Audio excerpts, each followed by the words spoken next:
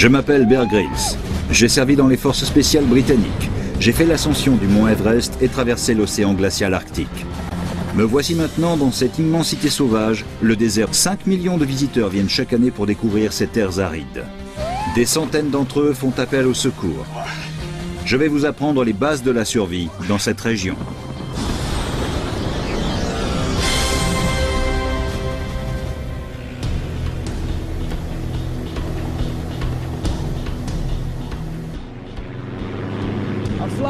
Je survole actuellement pour rejoindre la région de Kimberley.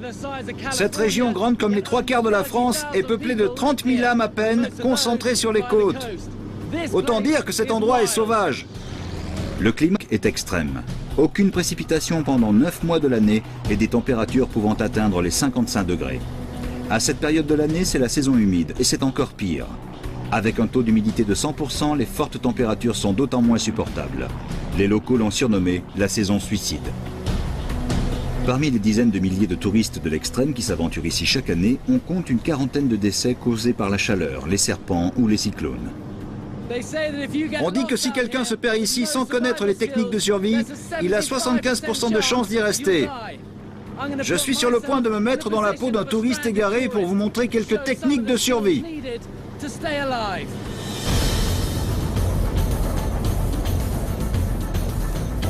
J'ai pour tout équipement une bouteille d'eau et un couteau. Une équipe me suivra pour filmer. Regardez-moi ça!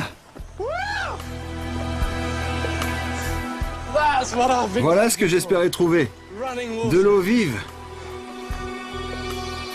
Après la chaleur des plaines, trouver de l'eau est une joie immense.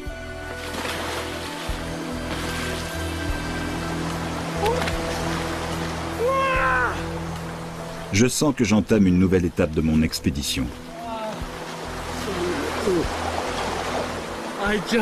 Quand je dis qu'il fait une chaleur cuisante ici, je ne plaisante pas. Alors trouver de l'eau, c'est comme une bénédiction.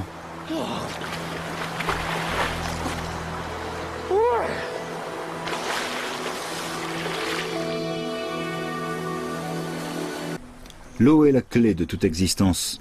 Elle offre la vie aux plantes et aux animaux aux alentours, mais tout n'est pas si rose. Regardez ça. C'est un python olive. Tirons-le de là. Allez, sors de là. Il faut lui faire garder la tête au sol.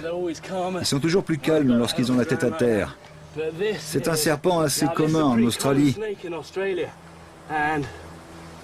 Je vais lui attraper la tête.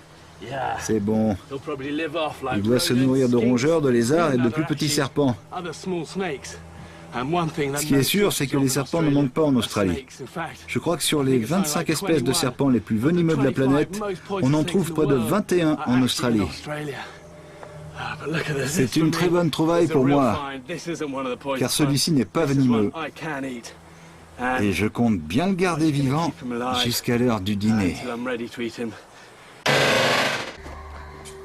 Il y a 40 millions d'années, cette zone a été noyée sous les cendres et la lave volcanique.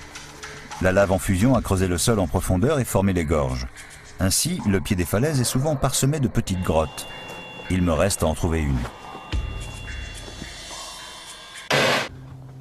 La couche de charbon au plafond indique que plusieurs feux ont déjà été allumés. Il me faut en faire un pour résister à la nuit glacée.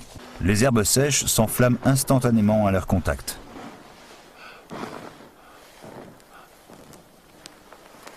C'est parti.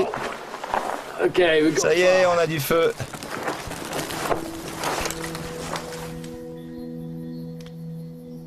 Je peux me détendre et regarder le soleil se coucher, car je n'aurai pas froid cette nuit. Les conditions climatiques sont vraiment extrêmes. On a du mal à croire que quoi que ce soit puisse survivre.